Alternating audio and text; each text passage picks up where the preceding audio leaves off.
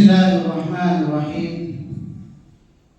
الحمد لله رب العالمين، والصلاة والسلام على من كان نبيا وآدم بين الماء والطين، وعلى آله وأصحابه ومن تبعهم بإحسان إلى يوم الدين. أما بعد. میرا رنگ و روپ بدل گیا، میرا یار مجھ سے بچھڑ گیا.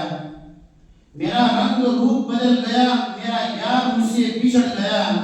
جو چمن خزاں سے اجڑ گیا، میں اسی فصل بہار ہوں. حاضرین محفل، اس وقت ہمارا جو اجتماع اور ہمارا اکٹھا ہونا ہے، اس کی بنیادی مقصد اور اس کا مقصد پورا ایک ہی ہے کہ کل گزشتہ 14 دسمبر 2025 کو پیر طریقت شیخ المشائخ حضرت مولانا پیر ذوالفقار صاحب نقشبندی نور اللہ مرقدہ اس دار فانی سے کچھ کر گئے. حضرت سلسلہ نقشبندیہ کے بہت بڑے بزرگ اور بہت بڑے امام تھے. باغ تصوف کے اندر حضرت کی شاگردگی کے اختیار کیے بغیر کوئی اس باغ کے اندر اپنی نیا پار نہیں کر سکتا. اور عجیب امر اتفاق ہے کہ وہ سلسلہ، وہ نقشبندی سلسلہ جس کی ابتدا خلیفہ اول سیدنا حضرت ابوبکر صدیق رضی اللہ تعالی عنہ سے ہوتی ہے، آج سے تقریباً 1436 سال پہلے اسی سلسلے کے بانی اول سیدنا ابوبکر صدیق رضی اللہ تعالی عنہ کی 22 جماعت الثانیہ سن 13 ہجری میں حضرت کا انتقال ہوا. اور 1436 سال کے بعد اسی سلسلے کے سب سے بڑے بزرگ حضرت مولانا پیر ذوالفقار صاحب نقشبندی نور اللہ مرقدہ 22 جماعت الثانیہ 1447 ہجری میں حضرت انتقال فرما گئے. حضرت کا انتقال کر جانا کس قدر امت کے لیے خسارہ اور ایک علمی کھلا ہے جو کبھی پور نہیں ہو سکتا.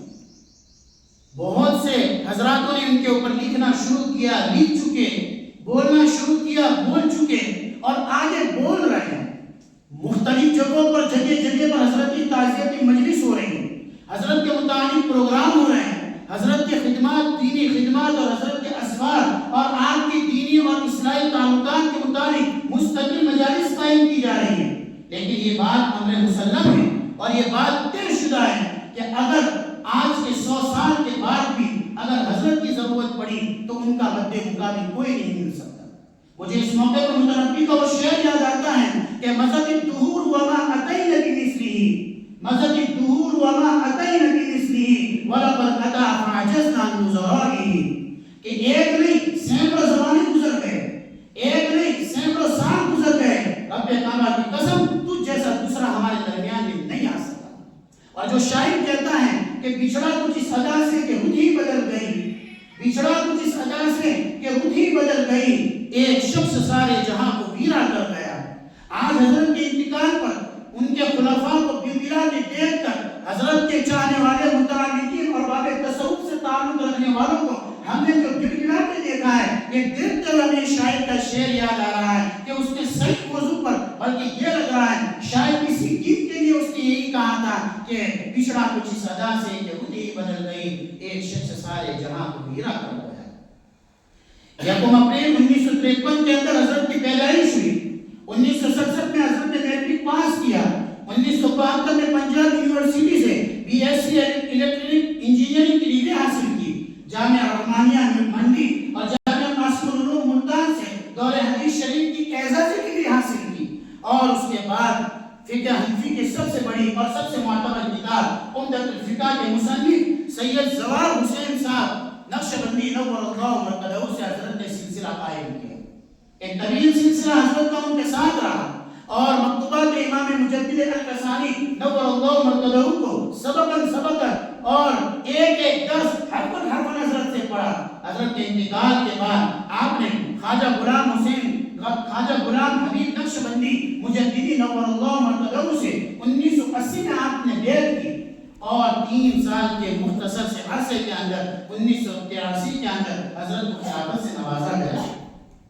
آپ نے جہادی خدمات انجام دی اور اصلی تاریخ جو کہ آپ مجموع البحرین تھے، آپ کے اندر اللہ نے ایک طرف انجینئر بھی تھے، ایک طرف عالم دین بھی تھے، لہٰذا آپ نے 1992 کے اندر آپ نے محمد الفقیر الاسلامی جنگ جو پاکستان کا ایک مشہور صوبہ ہے وہاں پر آپ نے ایک ادارہ قائم کیا جہاں پر آپ نے عصری دینی دونوں تعلیمات کو آپ نے جاری رکھا اور آج بھی جاری ہے، رب کائنات اس کو ہمیشہ جاری رکھے۔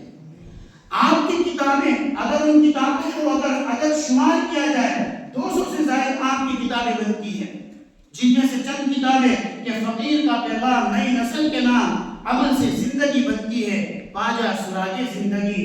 حضرت سن 2011 میں ہندوستان تشریف لائے، مختلف مقامات پر آپ کے بیانات میں، آپ کے خطابات میں اس کا مجموعہ جب جمع کیا گیا تو خطبات ہند کے نام سے شائع ہوئی۔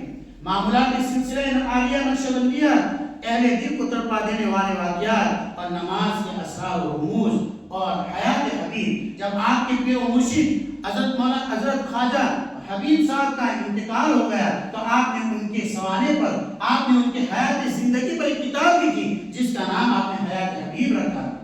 اس کے بعد زبدۃ الصالحین اور خطبات ذوالفقار تو ایسی کتاب ہے کہ جمعہ میں خطبہ دینے والا، جمعہ میں بیان کرنے والا کوئی خطیب اس سے مستغنی ہو نہیں سکتا۔ یہ مختصر 10 کتابیں ہیں۔ اس کے علاوہ حضرت کا فیوز، حضرت کا فیض کہاں کہاں پہنچا ہے، شاید اس روئے زمین پر، اس خطے پر کوئی ملک ایسا باقی ہو جہاں پر حضرت کا خلیفہ موجود نہ ہو۔ ہندوستان ہو، پاکستان ہو، بنگلہ دیش ہو، بھوٹان ہو، سری لنکا ہو، آسٹریلیا ہو، بر اعظم کے کسی بھی بر اعظم پر آپ تشریف لے جائیں، ہر جگہ پر آپ کا فیض شدہ اور آپ سے فیض حاصل کیا ہوا کوئی نہ کوئی خلیفہ آپ کو ضرور موجود ملے گا۔ ہمارے ہندوستان کے اندر مفکر اسلام حضرت مولانا خلیل الرحمن سجاد نعمانی زیدہ مجدود، حضرت کو بھی انہی سے خلافت حاصل ہے۔ مولانا کاتب صلاح الدین سیفی نقشبندی، اسی طرح مولانا سلمان صاحب بجنوری جو دارالعلوم دیوبند کے استاد حدیث ہیں، مولانا سید محمد طلحہ صاحب قاسمی اور جانشین فدائے ملت حضرت مولانا محمود اسد مدنی دامت برکاتہم صدر جمعیت علماء ہند بھی آپ کی خلافت سے سرفراز ہیں۔ لہذا ایک طویل سلسلہ ہے حضرت کے خلفاء کا کہ اگر اس کو جمع کرنا چاہے تو مستقل کتاب تیار ہو جائے۔ آج حضرت ہمارے درمیان میں نہیں ہے، لیکن حضرت کے وہ اشعار جو آپ آنکھوں سے آنسو جاری رکھتے ہوئے پڑھا کرتے تھے اور ایک عجیب انداز میں، عجیب کیفیت میں آپ پڑھتے تھے۔ حضرت کہتے تھے نہ کسی آنکھ کا نور ہو، نہ کسی کے دل کا قرار ہو، نہ کسی کے آنکھ کا نور ہو، نہ کسی کے دل کا قرار ہو، جو کسی کے کام نہ آ سکے میں ہو ایک مشت غبار ہوں، کوئی مجھ پہ آنسو بہائے کیوں، کوئی مجھ پہ دیپ جلائے کیوں، کوئی مجھ پہ آنسو بہائے کیوں، کوئی مجھ پہ دیپ جلائے کیوں، کوئی مجھ پہ پھول چڑھائے کیوں، میں وہ بے کسی کا مزار ہوں، میرا رنگ روپ بدل گیا، میرا یار مجھ سے بچھڑ گیا، میرا رنگ روپ بدل گیا، میرا یار مجھ سے بچھڑ گیا، جو چمن خزاں سے اجڑ گیا، میں اسی کی فصل بہار۔ حضرت کے اشعار، حالانکہ اس کے اندر حضرت کی انتہائی انکساری اور تواضع ٹپک رہی، لیکن اللہ رب العزت نے جو مقام آپ کو عطا کیا تھا، آپ کو جو سلسلے نقشبندیہ کے اندر جو مقام اور جو منصب عطا کیا تھا، ہمیشہ یہ کھڑا باقی رہے۔ ہمارے لیے لمحے فکریہ یہ ہے کہ یاد رکھیں، قیامت کی نشانیوں میں سے بڑی نشانی یہ بھی ہے کہ یرفع العلم بقبض العلماء، کہ اللہ کے نبی صلی اللہ علیہ وسلم نے ارشاد فرمایا تھا کہ قیامت اس وقت تک نہیں آئے گی جب تک کہ علم اٹھا نہ دیا جائے، اور علم کو کس طریقے سے اٹھایا جائے گا؟ ایسا نہیں کہ رات سوئے کے صبح دیکھا کتابیں غائب، رات سوئے کے صبح کتابوں میں دیکھا کتابوں کے حروف غائب، ایسا نہیں ہوگا، بلکہ کس طریقے سے علم اٹھائے گا کہ جو جتنا بڑا عالم ہوگا میرا رب سب سے پہلے اس کی موت دے دے گا۔ اسی وجہ سے کہا گیا موت العالم موت العالم، کہ کسی ایک عالم کا دنیا سے رخصت ہو جانا پورے عالم اسلامیت، عالم اسلامی کا ہو جانا ہے۔ لہذا حضرت کی خلق، اور آج ہم خود دیکھ رہے ہیں پچھلے کچھ عرصے کے اندر مسلسل جو علماء گزر گئے، چاہے محدث کبیر حضرت عبد مولانا مفتی سعید احمد صاحب پالنپوری ہو، یا مفتی اعظم پاکستان حضرت مولانا مفتی محمد ظفر علی خان صاحب ہو، یا مولانا خادم المساجد حضرت مولانا غلام محمد وسطانوی ہو، یا حضرت ہی کو لے لیجئے کہ مولانا پیر ذوالفقار صاحب نقشبندی نور اللہ مرقدہ ایک کے بعد ایک علماء کا ہمارے درمیان سے رخصت ہو جانا یہ قیامت کے قرب اور قیامت کے قریب ہونے کی علامت ہے۔ لہذا ضروری ہے اس بات کی، ضرورت ہے اس بات کی کہ حضرت نے جن فیوز کو پھیلایا ہے ہم ان کو حاصل کرنے والے بنے، ان کو آگے پہنچانے والے بنے۔ جو کام حضرت نے شروع کیے کہ ادھورے رہ گئے ہم اس کو آگے بڑھانے والے بنے۔ اور اسی طریقے سے حضرت نے جن چیزوں کی ہدایات کی تھی، جن چیزوں کو حضرت نے شروع کیا تھا ان چیزوں پر ہم بھی عمل پیرا ہو۔ آپ کی زندگی پر دو چار الفاظ کہہ دینا، آپ کی زندگی پر دو چار لفظ بول دینا تو بہت آسان ہے، لیکن ہماری زندگی انہی کی زندگی کے نقش انہی کی زندگی کے مطابق ہماری زندگی کو گزارنا یہ بڑا مشکل ہوتا ہے۔ لہذا آج حضرت کی باری ہے، کل ہماری بھی باری آئے گی۔ حضرت کے پیچھے تو کتنے رونے والے ہیں، ہمارے پیچھے تو کوئی رونے والا نہیں دکھے گا۔ ہمارے اعمال ایسے ہیں، ہمارے کرتوت ایسے ہیں، ہماری زندگی ایسی ہے کہ ہمارے مرنے پر تو ہمیں نہیں معلوم 3 دن کے بعد ہمارے اہل کھانا بھی ہم یاد کریں گے یا نہیں۔ لہذا ہم سب کے لیے ضرورت ہے اس بات کی کہ ہم حضرت سمیت جو علماء دنیا سے رخصت ہو گئے اور ان کے جو زندگی تھی ان کی زندگی کو ہماری زندگی کو انہی کی زندگی کے مطابق ایک عملی زندگی بنائے۔ دوسری بات، جو علماء اس وقت زندہ ہے، حیات ہے، ایسا نہیں ہے کہ سارے علماء منافع ہو چکے یا سارے کے سارے علماء چلے گئے، نہیں، اب یہ کثیر تعداد ہمارے درمیان میں موجود ہے، ہمارے ملک ہمارے صوبے میں بھی موجود ہے۔ لہذا ان کی قدر کرنے والے بنے، ان سے خوب فیض اٹھانے والے بنے اور ان کی خدمت میں جا کر اپنے آپ کو ان کے قدموں میں نشاور کرنے والے بنے، ان کی دراز عمر، ان کی صحت کاملہ اور صحت مستمرہ کی دعا کرتے ہیں۔ جو حضرات گزر چکے ہیں ان کے لیے ہم مسلسل قرآن خوانی کا اہتمام کریں، اثار ثواب کا اہتمام کریں۔ میں یہاں رک کر ایک بات بطور تنبیہ کے ایک بات کہہ دیتا ہوں۔ دیکھیں، تصوف، اہل تصوف سے اہل علماء اور محدثین کو ہمیشہ کچھ نہ کچھ اختلاف رہا ہے۔ محدثین اور اہل تصوف کا احادیث کو بیان کرنے کے اندر کچھ نہ کچھ اختلاف ضرور رہا ہے۔ ہمیں اس میں کوئی شک نہیں ہے کہ حضرت مولانا پیر ذوالفقار صاحب نقشبندی نور اللہ مرقدہ کا مقام وہ ہے، عظمت وہ ہے کہ اگر ہم ان کی عظمت کو دیکھنا چاہیں تو ہماری ٹوپی گر جائے گی، ان کی عظمت تک ہماری نگاہ نہیں پہنچے گی۔ لیکن یہ بات بھی مسلم ہے کہ حضرت تصوف کے بڑے امام تھے اور صوفی حضرات کے وہاں پر ہر رتب و یابس روایات کا لینا، ہر احادیث کا لینا یہ عام معمول ہے۔ لہذا میں اپنی اسی بیان کے ذریعے سے، اپنی اسی چند جملوں کے ذریعے سے، چونکہ حضرت کے خلفاء کے اندر، حضرت کے خلفاء میں ایسے بڑے بڑے مفکرین ہیں، ایسے بڑے بڑے محدثین ہیں جو بھی اصول جانتے ہیں، لہذا حضرت کے آگے کتابیں بھی چھپے گی۔ حضرت کی لکھی ہوئی کتابیں جو ابھی چھپ چکی ہے ان میں کئی روایات ایسی ہے جو موضوع اور من گھڑت بھی ہے۔